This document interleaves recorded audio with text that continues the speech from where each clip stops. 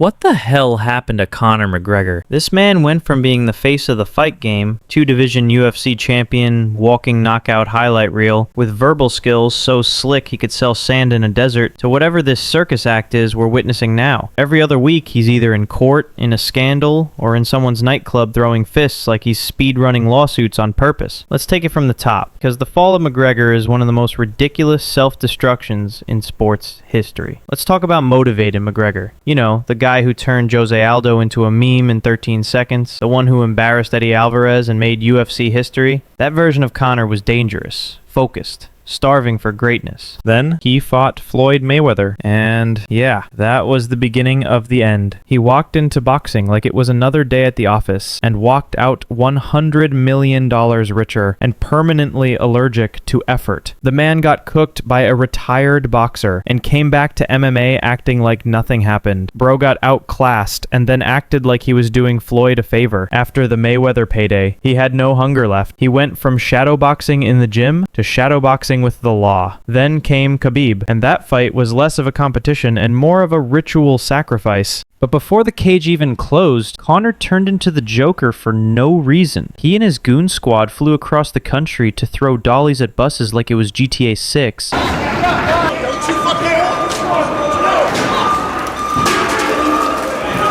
Injuring fighters who weren't even involved. He got arrested, sued, and somehow promoted himself in the process. Only Conor could commit a felony and gain Instagram followers. Then came the Khabib fight, and let's not sugarcoat this. He got mauled. It wasn't even close. Khabib dragged him around like a toddler with a plush toy, and after tapping out, you'd think he'd take a moment to reflect, right? Wrong.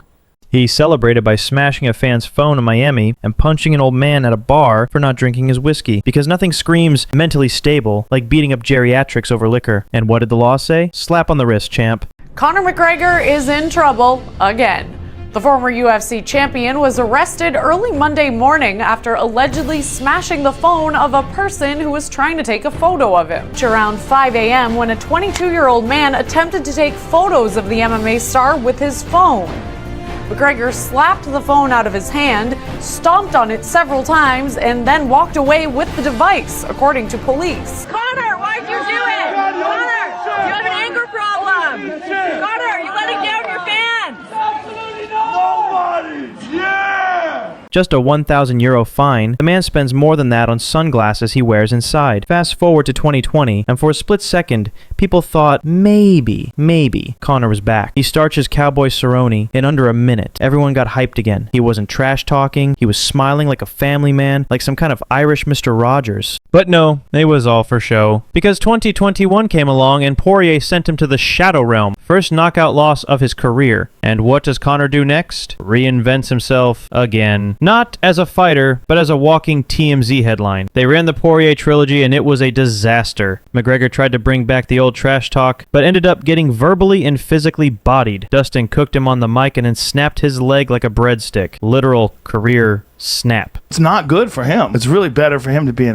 be an ass. So odd. It's just like he just decided that he respected you. I think also the amount of shit that he caused in the Khabib fight, throwing the cart at the bus, and fights got canceled because broken glass Chiesa got cut. I think a couple other guys got cut with the glass that was flying. It's like he had done so much and up so much. It's like everyone, from big names to nobodies, is calling out Conor McGregor for his shady behavior. And honestly, he deserves every bit of it. And what does McGregor do while on crutches? He flies to Italy, gets into a fight with a DJ, and breaks his nose. Because why not? When in Rome, assault a local. Here he is, bragging about his battle wounds.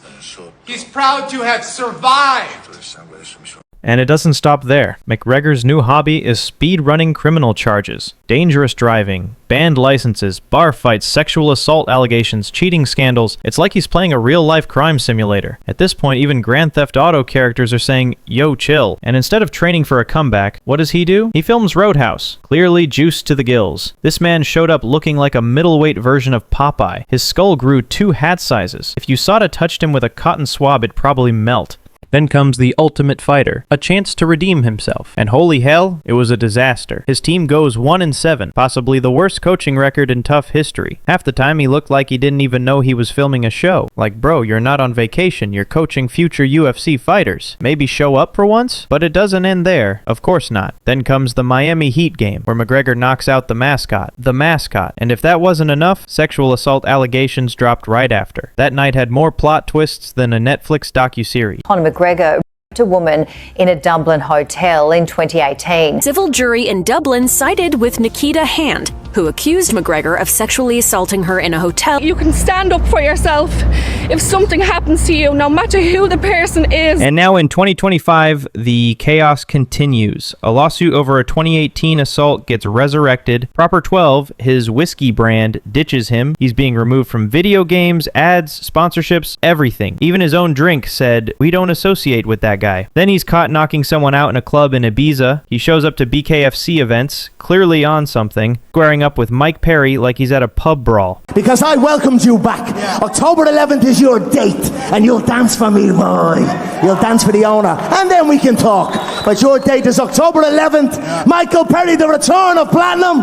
And we've got some hell of an announcement for an opponent for you. And he's going to throw down with you in front of me for my viewing pleasure. And just this week, he's caught kissing random women on a Florida beach and sending nudes to artists online. Full Little McGregor leak. The man's gone off the rails. Conor McGregor, don't leave your girl around me. That, I mean, dude, what? That girl, like, when I was, like, single and my friends were single and we were out all over the place, like, we would have made fun of each other for that. Like, this one, we would have made fun of each other. Seriously. And let's not forget, this is the guy who wants to be president of Ireland. Imagine waking up in Ireland and finding out your president is Conor McGregor. There's a press conference about healthcare, and this guy shows up in a fur coat yelling about Proper 12, then suplexes the mic stand and challenges France to a boxing match. And it'll be music to the people of Ireland's ears, because never on the main stage has the issues the people of Ireland face been spoke. You know, our government has long since abandoned the voices of the people of Ireland, and it's high time that America is made aware of what is going on in Ireland. What is going on in Ireland is a travesty. Our government is the government of zero action with zero accountability. So again, I ask, what happened to Conor McGregor? In my opinion, it was the Mayweather fight. That was the peak. That was the day he stopped being a fighter and started being a walking billboard with a criminal record. He made $100 million and never looked back. He went from training like a killer to partying like a frat boy with no consequences. And now, he's 37, juiced up, out of shape, probably can't make weight, mentally checked out, physically finished, legs snapped, zero hunger, and let's be honest, he's never fighting again. Conor McGregor went from the face of the UFC to the face of what happens when fame and money completely melt a man's brain. Every few weeks there's a new scandal, a new headline, a new clown moment. At this point, we're not even surprised. Let me know when you think McGregor fell off the cliff, because for me, the moment he made $100 million, it was over. Bunks and Locat, thanks for watching.